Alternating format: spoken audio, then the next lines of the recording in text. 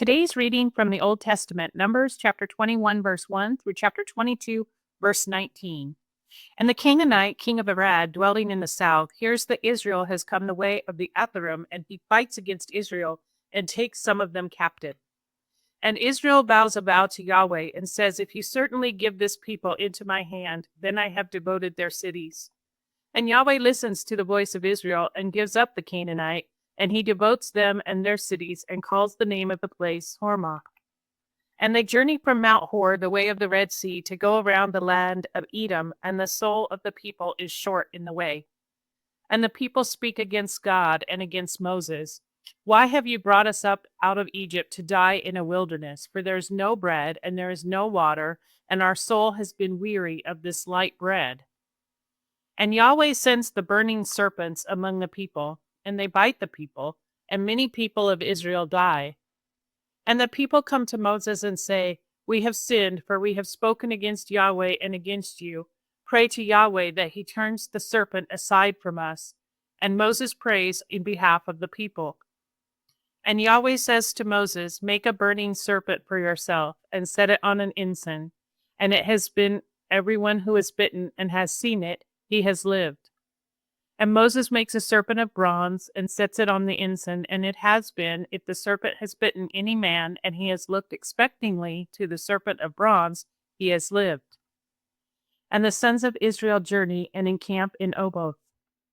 And they journey from Oboth and encamp in Ijeburim in the wilderness, that is on the front of Moab, at the rising of the sun. From there they have journeyed and encamp in the valley of Zered. From there they have journeyed and encamped beyond Arnon, which is in the wilderness, which is coming out of the border of the Amorite. For Arnon is the border of Moab, between Moab and the Amorite. Therefore it is said in the scroll of the wars of Yahweh, Waheb and Suphah, and the brooks of Arnon. And the spring of the brooks, which turn aside to the dwelling of Ar, and has leaned to the border of Moab. And from there they journeyed to Beer. It is the well concerning which Yahweh said to Moses, gather the people, and I give water to them. Then Israel sings this song, spring up, O well, let all answer to it. A well, princes have dug it, nobles of the people have prepared it, with the lawgiver with their staffs, and from the wilderness they journeyed to Mattanah, and from Mattanah to Nahaliel, and from Nahaliel to Bamoth. And from Bamoth in the valley which is in the field of Moab to the top of Pisgah, which has looked on the front of the wilderness. And Israel sends messengers to Sihon, king of the Amorites, saying, let me pass through your land. We do not turn aside into a field or into a vineyard. We do not drink waters of a well. We go in the king's way until we pass over your border. And Sihon has not permitted Israel to pass through his border. And Sihon gathers all his people and comes out to meet Israel in the wilderness, and comes to Jahaz and fights against Israel.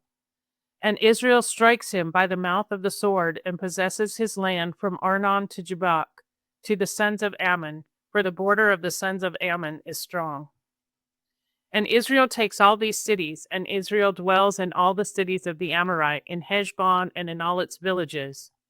For Heshbon is a city of Sihon, king of the Amorite, and he has fought against the former king of Moab, and takes all his land out of his hand as far as Arnon.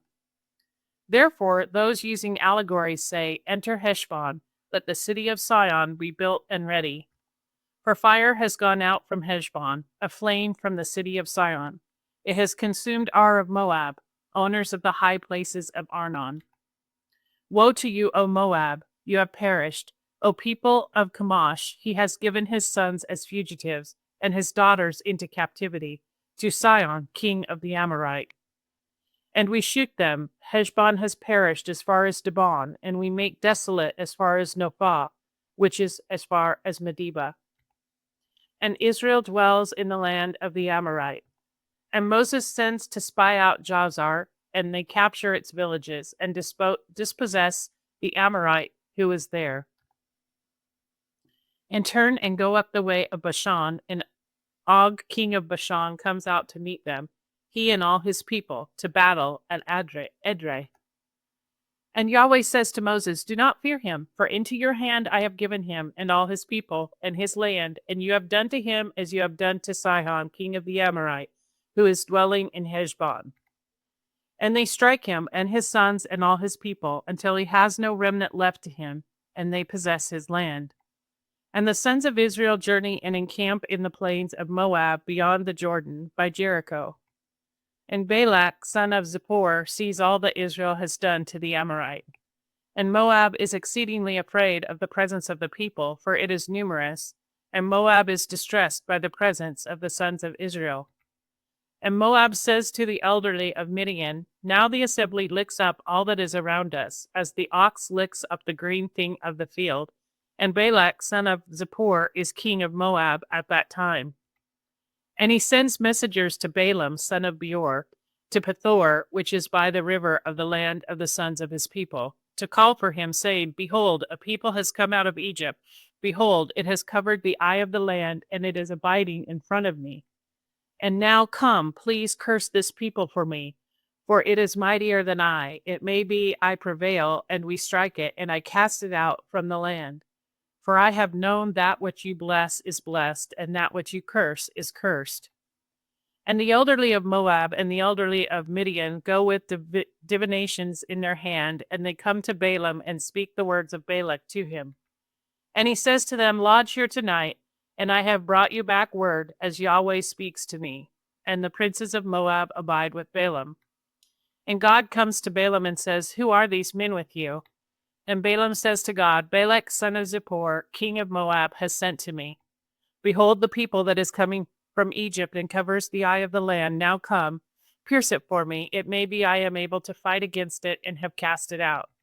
And God says to Balaam, "You do not go with them. You do not curse the people, for it is blessed." And Balaam rises in the morning and says to the princes of Balak, "Go to your land, for Yahweh is refusing to permit me to go with you." And the princes of Moab rise and come to Balak and say, "Balaam is refusing to come with us."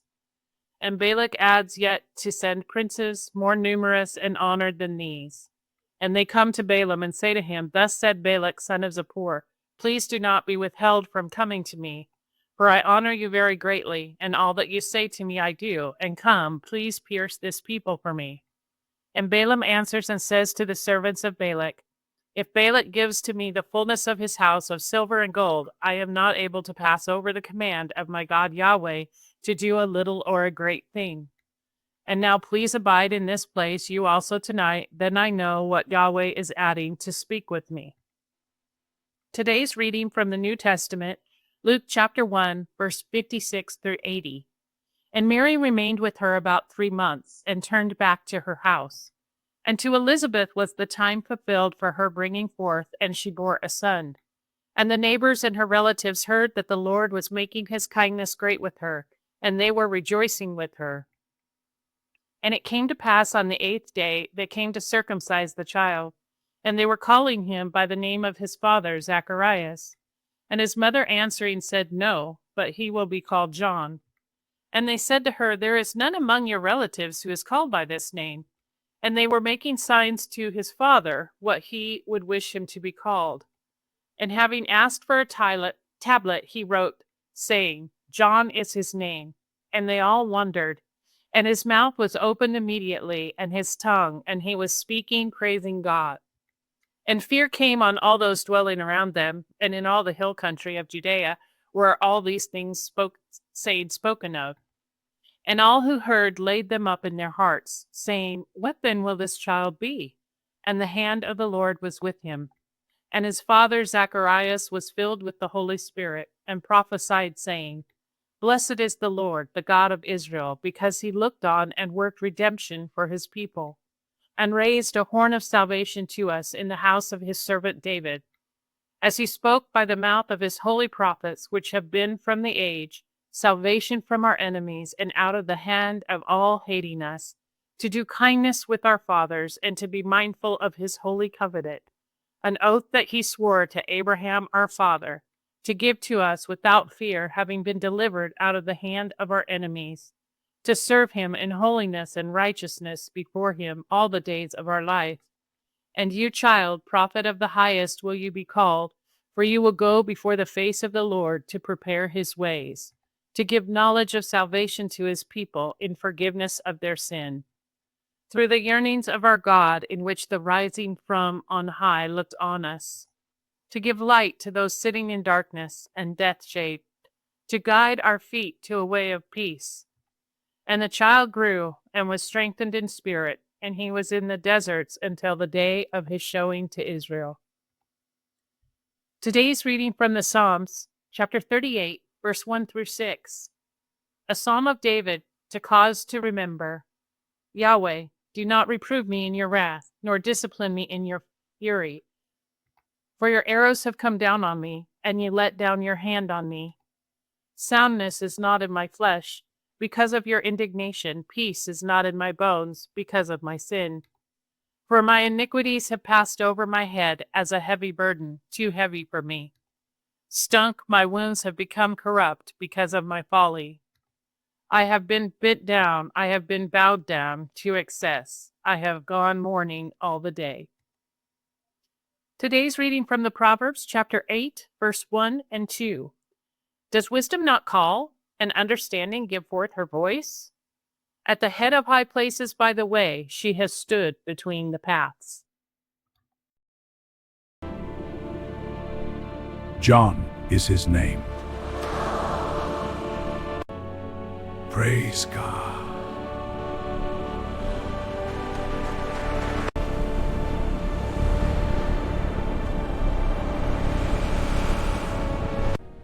Soundness is not in my flesh. Does wisdom not call,